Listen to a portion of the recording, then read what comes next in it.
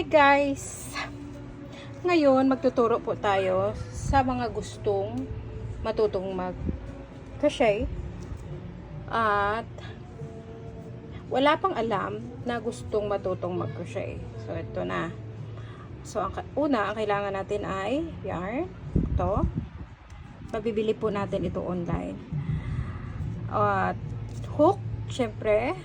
Ayan. At gunting. Okay? So, sa pag-crochet, hindi ka matututo kung hindi ka marunong maglagay ng yarn sa kamay mo. So, ito ang gagawin. Sa hinlaliit, tingnan po natin na mabuti. Ikot ulit. Sa ring finger. Sa gitnang finger. And, pabalik. So, hindi na tayo aabot dito. Ito yung tagahawak. Itong hinlalaki at yung gitnang daliri natin. Ito pang tension lang. Pang tension. Like that. So, bale, kung medyo masikip na siya, hihilain natin pag ganun. Dito tayo hihila, hindi dito. Okay? Dapat dito ay maluwag lang. Dito tayo kukuha. Ganun. Pahila, pahila. Okay? So, umpisa na natin guys. Ito, kailangan ganyan. Kita nyo yan? Sa ilalim ito.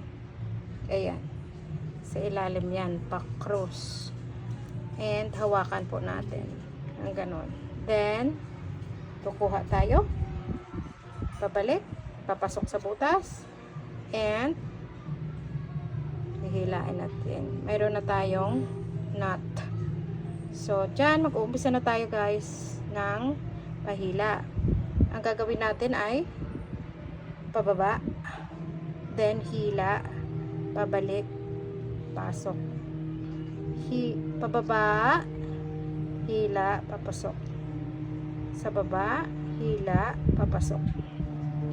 So, ang kamay natin ay kapag nararamdaman na nga natin na medyo wala na dito, igagalaw-galaw lang natin itong mga kamay natin dito para mag-move ang yarn natin. So, sige.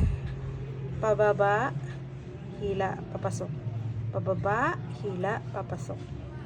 Wag po nating hihilain ng ganun, guys. Kailangan ang kamay natin, pag mahaba na, i-move din natin dito sa taas. Yan, para hindi tayo mahirapan. Yan. Ganyan lang ng ganyan, guys. Yan. At hanggang sa masanay na kayo. Ayan. So, huwag kalimutan, pababa siya, guys, ha. Pababa. Hanggang, yan, pasok. Pababa. Pasok. Yan. Pababa, then pasok. Yan.